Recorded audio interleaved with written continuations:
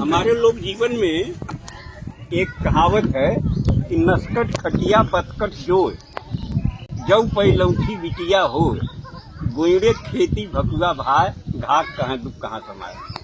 तो ये 3-4 चीजें कष्टकर है। इसी का थोड़ा सा विस्तार किया गया, एक नई बात मिल जाएगी।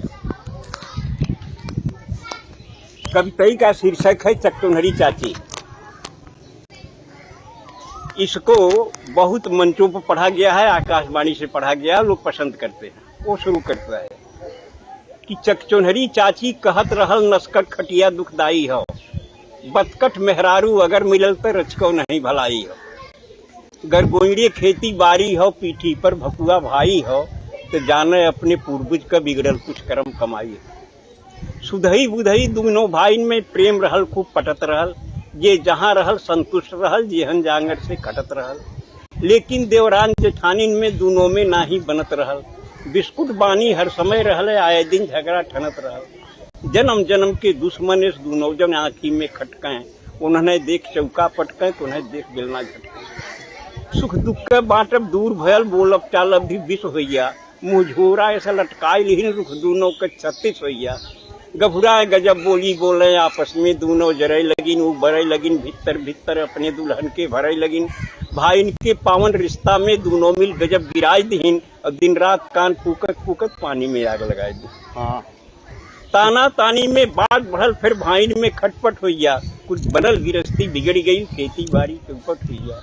सुतहा रुपया कर्जा लेके छोटकऊ जने परदेश भगेन, बोझा ढोवे क मजदूरी कुछ एहर ओहर के करे लगेन। कम पढ़ा लिखा बुधई गंवार का काम मिले कोयलारी में, 12 घंटा टोकरी ढोए और कोयला बोझे लारी में। करिखा हो गया कपड़ा लगता, सज्जे शरीर करियाई गई, अगली पछली कुल सुझे लाग, मोहर सकल हेराई गई। वह दिना बेचारू बुधई ते जाने बिल्कुल बौराई गैन। रचना तब की है जब मोबाइल नहीं था। जी जी। वह दिना बेचारू बुधई ते जाने बिल्कुल बौराई गैन, जब दुई दुई बैरन चिट्ठी एक कई दिन घर से पाई गैन।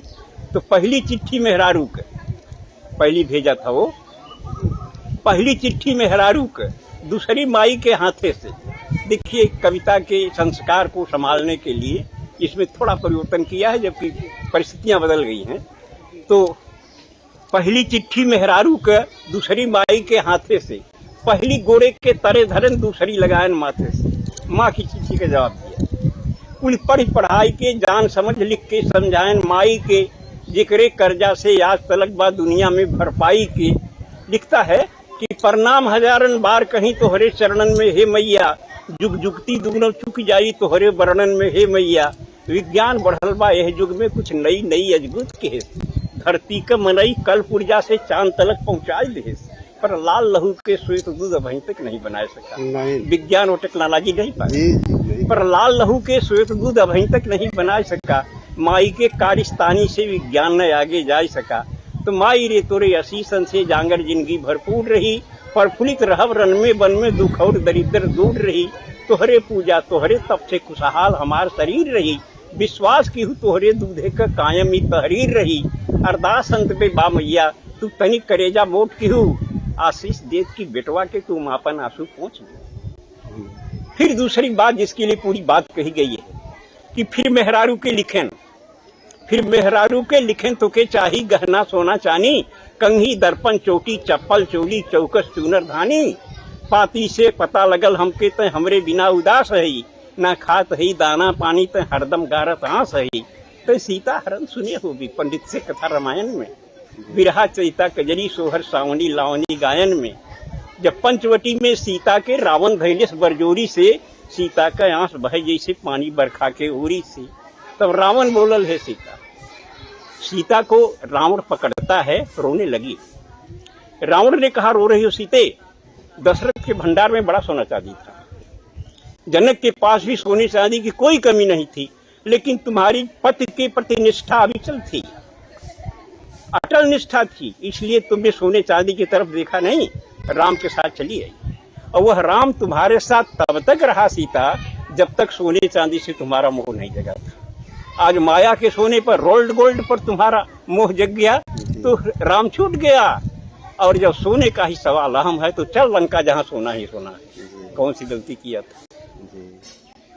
जब पंचवटी में सीता के रावण धैलेस बरजोरी से, सीता का आंस बहे जैसे पानी बरखा के ओरी से, तब रावण बोलल हे सीता, जब भयल राम वनवास रहल, दशरथ के महल अटारिन में सोनन का हास विलास रहल, लेकिन ना मोह भयल तोहके तब राज और राजधानी पर, तू लात मार के चली आऊ दशरथ के सोना चानी पर।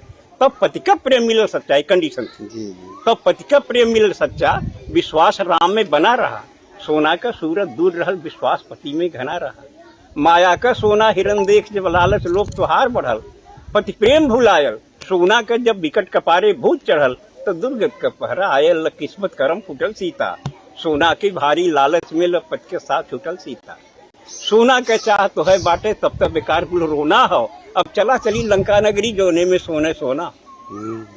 ये बात याद कर रावण का आवाज सही और सदा रही, सुख वही मिली उतने जितना किस्मत में जिक्र बदा रही। आगे भी जौने नारी के सोना के लालच धरे रही, छुट जाई ओकर राम सुन पति कबन ओकरे घरे रही।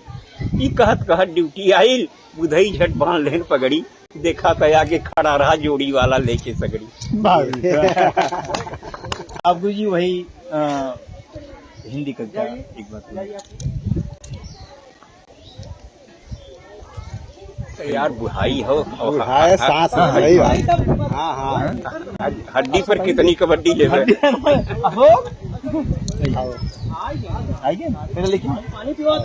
ठीक है बैठिए, मैं सुना दे रहा हूँ। और नमामि गंगे कहाँ इस पर बहुत चल रहा है। सब लोगों ने अपनी अपनी और क्षमता के अनुसार, शैली के अनुसार कहा। लोक भाषा में से नहीं, अखड़ी में देखिए। घोर प्रदूषण से गंगा बौखलाई, सीधे स्वर्ग के सम्राट के द्वार पर आई, जोर से गुहार लगाई, दुहाई हो स्वर्ग के सम्राट की, मैं तो न घटती हुई घाट की। धरती, स्वर्ग से मैं धरती का कलुष हरने गई थी, भगीरथ के पुरखों को शाप मुक्त करने गई थी, लेकिन अब मुझे अपने आप पर रोना आ रहा है, मेरा अस्तित्व ही डगमगा रहा है। देवराज बोले, गंगे तू कभी श्री हरिपद नख में समाई थी, ब्रह्मा के कमंडल में जगह बनाई थी, शिव के जटाजूट में भी लहराई थी, लेकिन जब विष्णु ने तुम्हें लात मार दिया, ब्रह्मा ने हाथ झाड़ लिया और शिव ने तुमको दिल दिमाग से उतार दिया, तभी तुम्हें तुम्हारी औकात बता दी गई, जब देवताओं का साथ छुड़ाकर तुम आदमी के साथ लगा दी गई। औकात दी गई, तभी तुमको तुम्हारी औकात बता दी गई, जब देवताओं का साथ छुड़ाकर तुम आदमी के साथ लगा दी गई। गंगे, तो युगों से तुम धरती का कलुष पी रही हो, एक छटपटाहट भरी जिंदगी जी रही हो। आदमी नहीं जानता कि तुम्हारी विवशता है कि महानता, लेकिन इतना सच जरूर है, ये तुम आदमी का कलुष न पचाती, उसको उसके ही प्रदूषण से न बचाती, तो अब तक उसके पाप का घड़ा भर गया होता और अपने ही प्रदूषण के जहर से आदमी मर गया होता।